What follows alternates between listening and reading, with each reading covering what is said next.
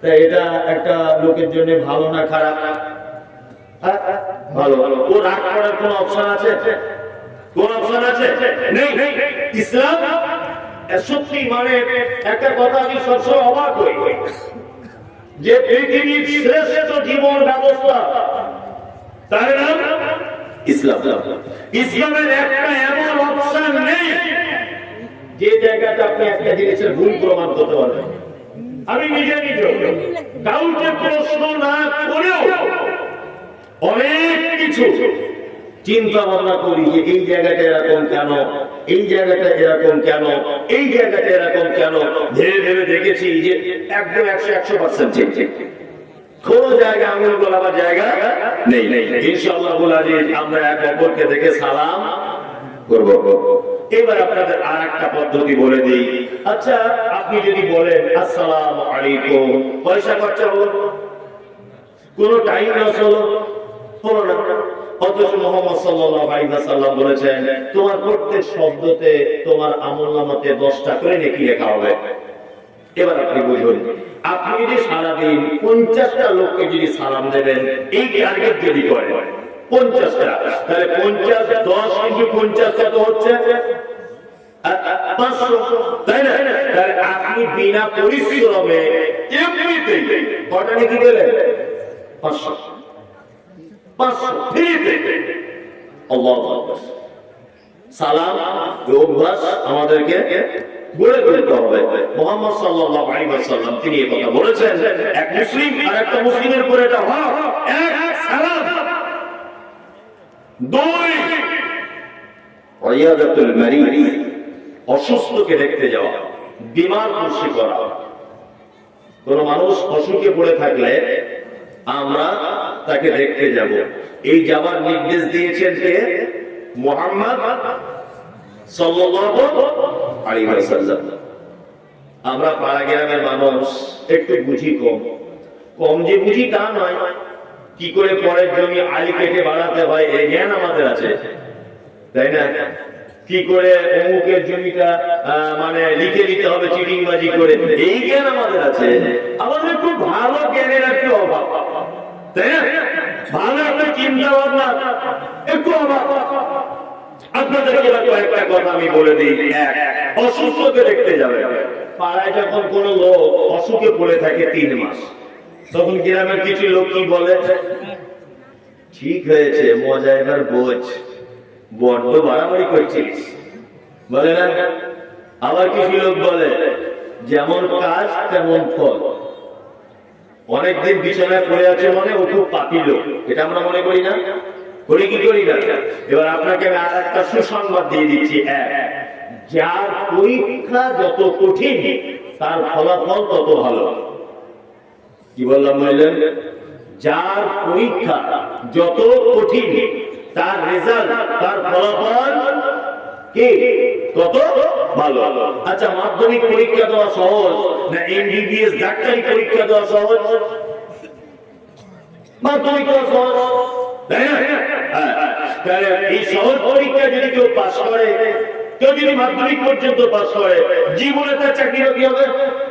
তার চাকরি একটা হবে টোটো চালাবে, টোটো কিনে চালাবে, রিক্সা চালাবে, তাই না? কয়লা ব্যবসা করবে, এ মাধ্যমিক পাস। আর এমবিবিএস ডাক্তারের যে পরীক্ষা দিয়েছে, এই পরীক্ষাটা খুব কঠিন না সহজ? কঠিন। তো ওই যদি পরীক্ষায় পাস হয়ে যায়, ফলাফল বগলে থার্মিটার দিয়ে বলল 2000 টাকা ফি, তাই না? তার মানে বোঝা যায় যার পরীক্ষা যত কঠিন তার ফলাফল তত মিষ্টি। যে লোকটা 3 মাস যাবত বিছানায় পড়ে আছে, ভেবে নেবেন আল্লাহর দরবারে ওর ক্ষমাটাও অনেক বড়। কি বললাম বুঝলেন?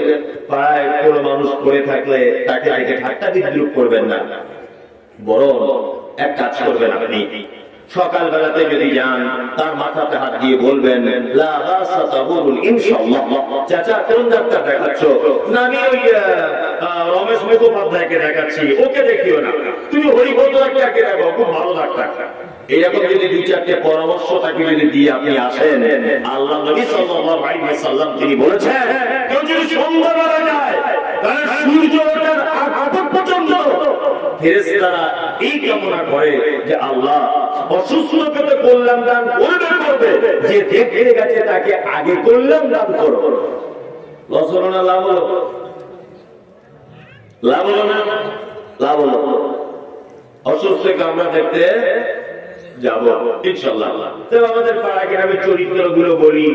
এক, গ্রামের যে লোকটা সবচেয়ে ধনী লোক, সে অসুখে পড়ে আছে, সবাই দেখতে যাচ্ছে। দেখতে যায় না, ওর টাকা পয়সা বেশি আছে ওই জন্য যায়। চাচা কেমন আছো? তার মানে ও সুস্থ হলে কিছু মাল করি পাওয়া যাবে, বা কোনো পার্টি নেতা টেতা বটে, তাই না? আর প্রত্যেক গ্রামে দেখবেন কিছু লোক কবর টবর খোঁড়ে।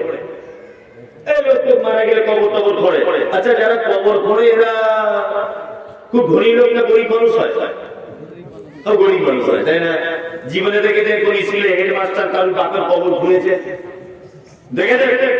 এলাকার সব থেকে ধনী লোক আপনার মায়ের কবর খুঁড়তে গেছে, দেখেছেন? না। এলাকার গ্রামের সব থেকে গরিব মানুষ রিক্সা চালক, এ দেখবেন লোক মারা গেলে কবর খবর করে না? করে। কবর খুঁড়িয়েছে, বলে যে আব্দুল্লাহ চাচা তোমার মায়ের কবর কমপ্লিট, 500 টাকা দাও। বলে ঠিক, এমনিতে বরং কিছু দিতে দিলেও নেই। এইরকম একটা লোক আজকে 3 মাস বিছানায় পড়ে আছে, কেউ তাকে দেখতে যায়, কেউ খোঁজ নেয় না। আপনার বেটা বেটির বিয়ে ওই লোকটা দাওয়াত পায়? মুহাম্মদ সাল্লাল্লাহু আলাইহি ওয়াসাল্লাম বলেছেন কি অসুস্থকে দেখতে যাও। নাম্বার 3, ইত্তিবাউজ জানাইজ, তোমরা জানাজার সালাত আদায় করো, জানাজার সালাত আদায় করো। চলো, মুহাম্মদ সাল্লাল্লাহু আলাইহি ওয়াসাল্লাম বলেন যে কেউ তাওয়াফ দিলে সেটা গ্রহণ করো, ইনশাআল্লাহ করব। ইনশাআল্লাহ তো বলতেই হবে, দাওয়াতের ব্যাপার, গরুর গোশতের ব্যাপার থাকলে আর ইনশাআল্লাহ না বলে হয়, তাই না? দাওয়াত বাড়িতে যেতে হবে, তবে সব দাওয়াত বাড়িতে যেন চলে যাবেন না, কিছু একটু বাদ দেওয়ার চেষ্টা করবে। কি বললাম বুঝলেন? আপনাদের দিকে জানি না, যেগুলো ইসলাম সমর্থন করে না এইরকম কোন দাওয়াত বাড়িতে আপনি যেতে পারবেন না। এমন একটা দাওয়াত বাড়িতে আপনাকে বলা হলো, যে দাওয়াত বাড়িতে আপনি গিয়ে দেখছেন বাদ্যযন্ত্র, গান বাজনা চলছে, উলঙ্গ নারীরা ড্যান্স করছে। আমাদের পাড়া গ্রামের বিয়ে বাড়ি অনুষ্ঠান এগুলো হয় না, গান টান বাজে। আপনাদের ঝাড়খণ্ডে হয় না, বেঙ্গলে হয়। তারপরে ওই যে কি বলে, ওই চামড়া মুসলমানি করে না, কি বলে এসব অনুষ্ঠান, খাতনা টাতনা, এসব অনুষ্ঠান হয় আমাদের বেঙ্গলে হয়। তারপর মানুষ মারা গেলে ভোজ করে খাওয়ায়, হয় না? এইরকম দাওয়াত বাড়িতে আপনাকে যদি বলা হয়, আপনি তার থেকে একটু দূরে থাকবেন। চলুন, দাওয়াত বৈধ হলে আপনি গ্রহণ করবেন, দাওয়াত গ্রহণ করা সুন্নাত, দাওয়াত দেওয়া সুন্নাত। আর 5 হাঁচি হলে কি বলতে হয়? আলহামদুলিল্লাহ। ওটা যে শুনবে সে কি বলবে? ইয়ারহামুকাল্লাহ। ওটা যে শুনবে সে কি বলবে? ইয়াহদিকুমুল্লাহ ওয়া আসলিহু যালাকুম। এই 3 পর্যায়ে উত্তর আপনাকে দেওয়া লাগবে। এই যে 5টা কথা আপনাকে বললাম, যদি আপনি এখনই যদি মেনে নেন, তাহলে আপনি মুহাম্মদ সাল্লাল্লাহু আলাইহি ওয়াসাল্লামকে ভালোবাসেন, তার প্রমাণ হবে ইনশাআল্লাহ। আমরা মেনে নেব। পরিচিত অপরিচিত মানুষকে দেখলে সালাম দেব, অসুস্থ কেউ থাকলে দেখতে যাব। নাম্বার 3, বৈধ দাওয়াত দিলে কবুল করব।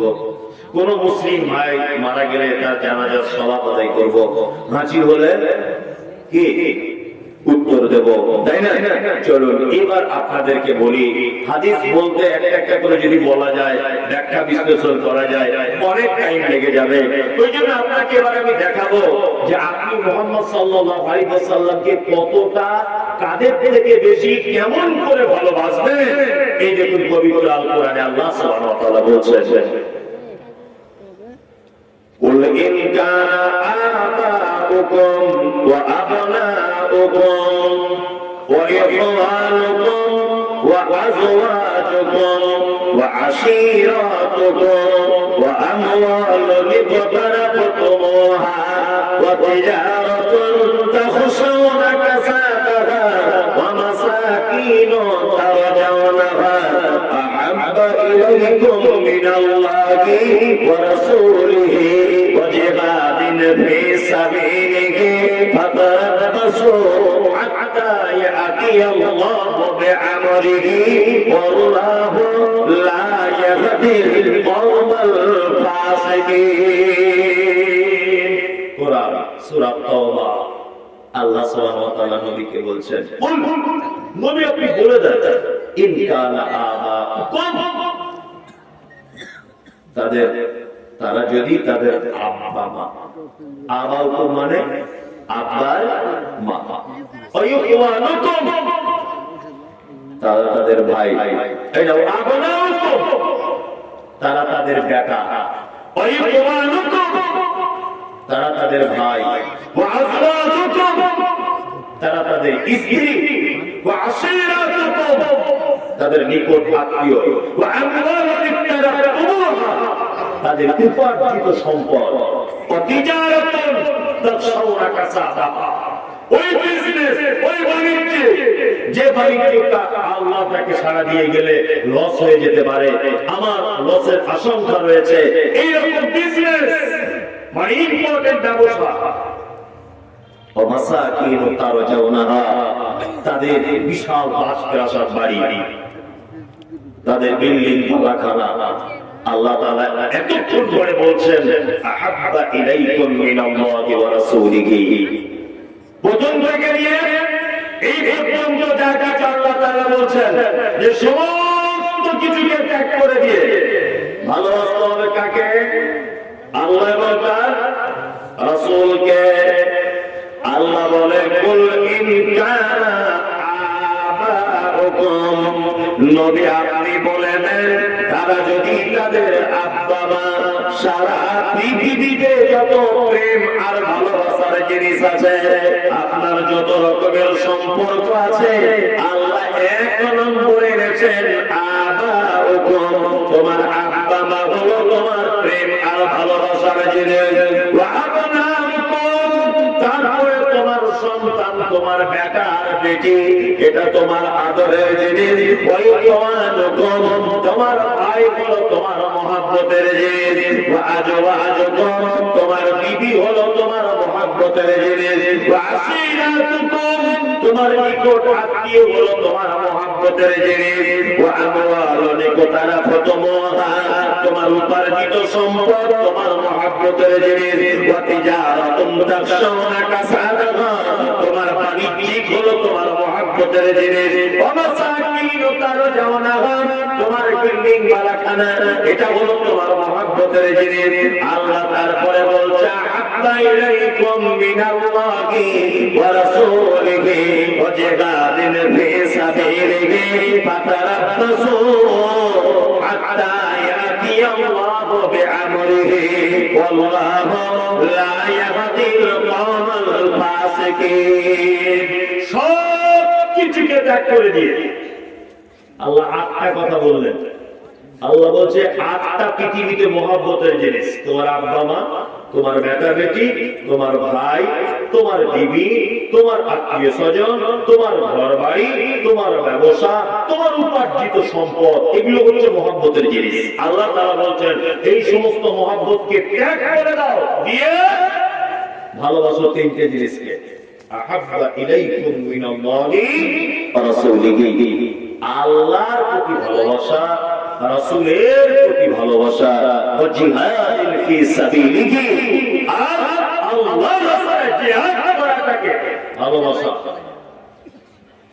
আহাব্বা ইলাইকুম মিনাল্লাহি ওয়া রাসূলিহি ওয়া জিহাদিন ফি সাবিলিহি ফাতারাব্বাসু আল্লাহ বলছে তোমরা অপেক্ষা করো হাত্তা ইয়াতি আল্লাহু বিআমরিহি আমার হুকুম আসা পর্যন্ত আল্লাহু লা ইয়াহদিল কওমাল ফাসিকিন কখনো আমি ফাসিকদের হিদায়াত দান করি না সঠিক রাস্তা দেখাই দেয় না এইবার আপনাদেরকে ছোট করে খুব চমৎকার একটা ঘটনা আপনাদের সামনে আমি উল্লেখ করছি যে আমরা তো নবীজিকে ভালোবাসি, আর সাহাবায়ে কেরাম গণ আল্লাহ রাসূলকে ভালোবাসতেন।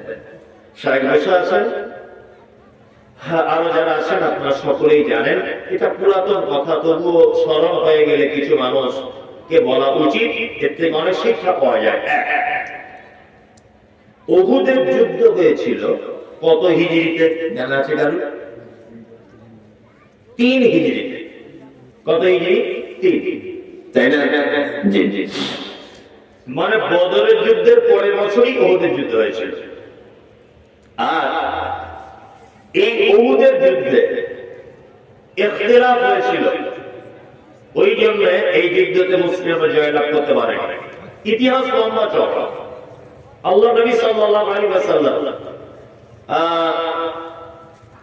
সাহাবীদেরকে বলেছিলেন যে একটা গিরিপথ, উহুদের একটা গিরিপথ, সুড়ঙ্গ রাস্তা, এই রাস্তাতে তোমরা দাঁড়িয়ে থাকবে।